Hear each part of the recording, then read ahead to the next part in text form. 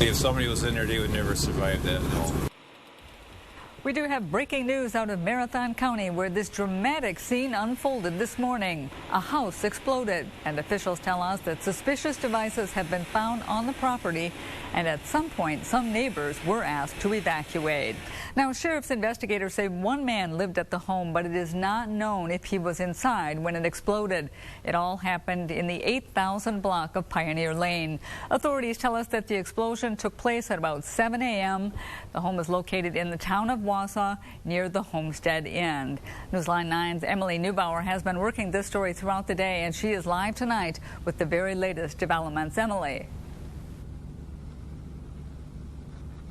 Well, Melissa, the explosion leveled this home on Pioneer Lane, and all day, crews from the Marathon County Sheriff's Department, the bomb squad, and several fire departments have been on scene, sifting through this rubble, trying to piece together exactly what happened.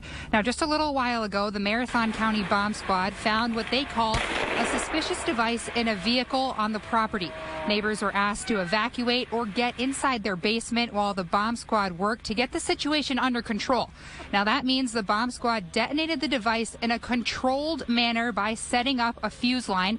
Now, a small explosion did occur, but it was controlled, like I said, and that made the scene safe once again for crews to begin working. Now, that wasn't the only suspicious device that was found. The Marathon County Sheriff says during a search of the property that lasted more than 2 hours, the bomb squad found several other suspicious devices throughout the property. We did find some suspicious devices that we are taking a look at, safeguarding, and there were some controlled detonations where we disrupted items that we thought were something we should take care of.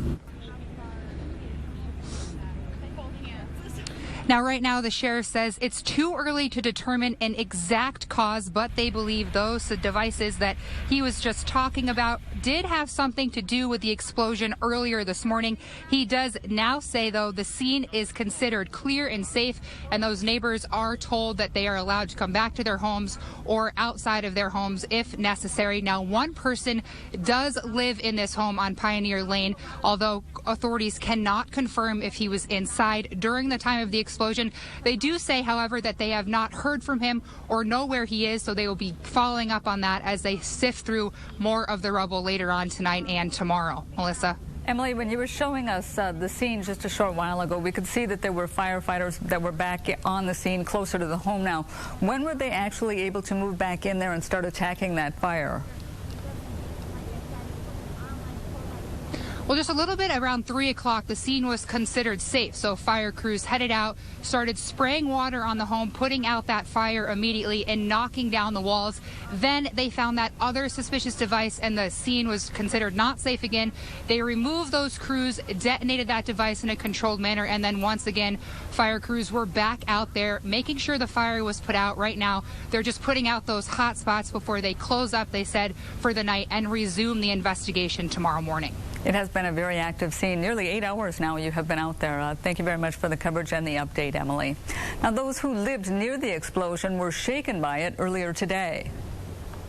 I've got a captain that just lives across the street here, right next to the homestead there, and his house windows and house just shook. He says that he never felt anything like that before. And it just rattled his windows, and that's not that far away, so. As you can imagine, the neighbors say that the early morning blast rocked their homes. And Newsline 9's Paige Halsey talked with some of the people that live nearby. She joins us live with this part of our coverage.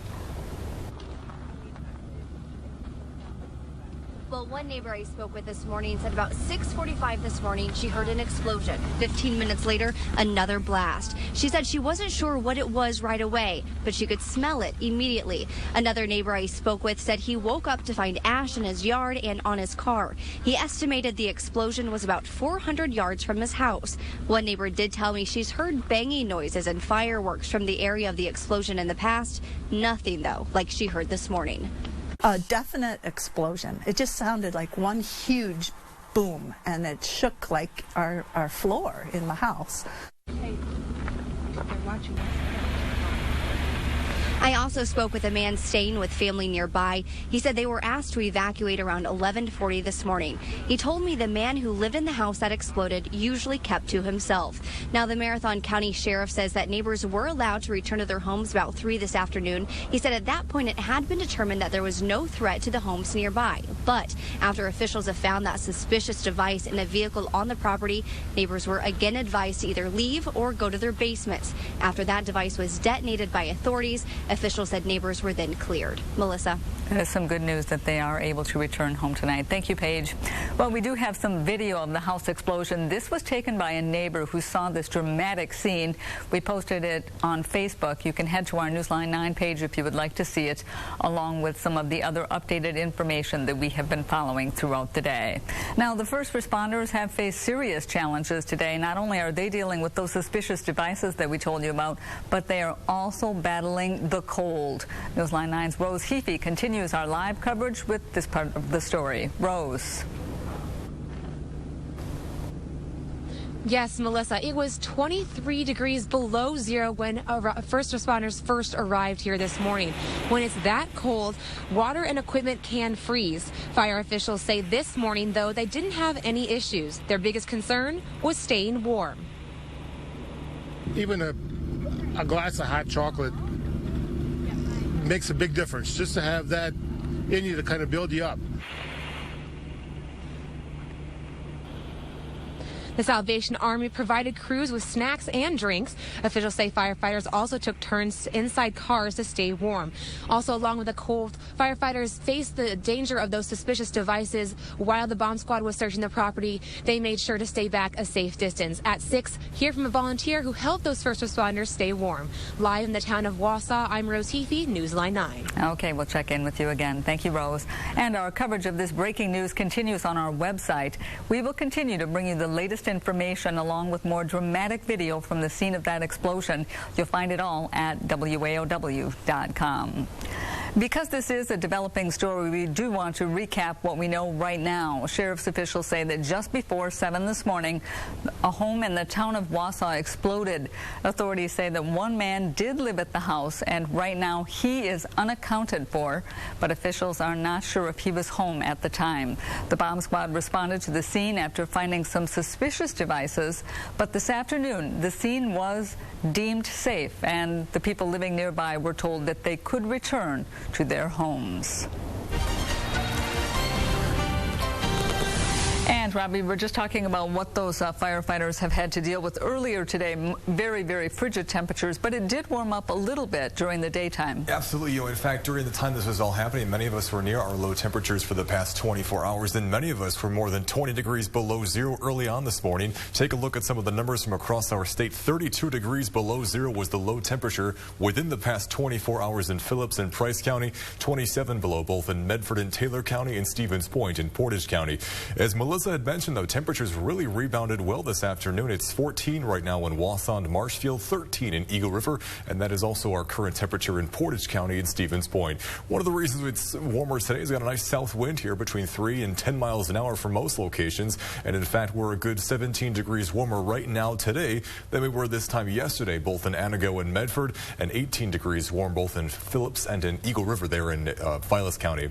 The temperature tracker today features warmer temperatures over the course of the next few hours. In fact, we may rise a few degrees overnight tonight, but with warmer temperatures also brings in the opportunity for a bit of freezing drizzle and some snow, especially Friday night into early Saturday. Now, things are quiet at the moment, but for tomorrow, starting at 3 p.m. on Friday, the National Weather Service will have most counties in central Wisconsin under a winter weather advisory. We'll talk complete details and a look of how much snow to expect on Friday night in just a few minutes. Thank you, Rob. One person died and 2 others are hospitalized after a fire at a Waunakee home for seniors. It's not far from the city's fire department, so fire crews say that they were able to get there quickly and extinguish the flames. 2 of the building's 16 units are damaged. Residents were evacuated and taken to the fire station. And the Red Cross is there with them now, helping them sort out their problems as to where they're going to stay until we can turn the building back over. Firefighters believe that blaze ignited in a kitchen. The state fire marshal is investigating because a death was involved. Wisconsin authorities are investigating a possible meth lab. Police say while responding to a home in Fond du Lac, they discovered what they think is an active meth lab. Officers immediately secured that house yesterday and then called for assistance from the fire department's hazmat team. They also obtained a search warrant for that residence. Several emergency personnel agencies responded to the scene. No formal charges have been filed and the investigation is ongoing. A Wood County organization turns up a big winner in a nationwide contest. The Midwest Horse Welfare Foundation came out on top in Century Insurance's $10,000 For a Cause campaign. The foundation finds homes for abandoned horses. The winner was announced at a check presentation ceremony in Stevens Point today. People were able to vote on Facebook. The other 4 finalists split another $10,000 between them. Congratulations there. Well, we will continue to bring you updates on that house explosion, and we'll have another live report from the scene in the town of Wausau. That's still to come. And a Super Bowl lawsuit. Hear from the man who's suing the NFL. Right now, though, we're taking a live look outside on Grand Avenue. You can see the traffic moving along rather smoothly. Rob says we could see some snowfall headed our way tomorrow.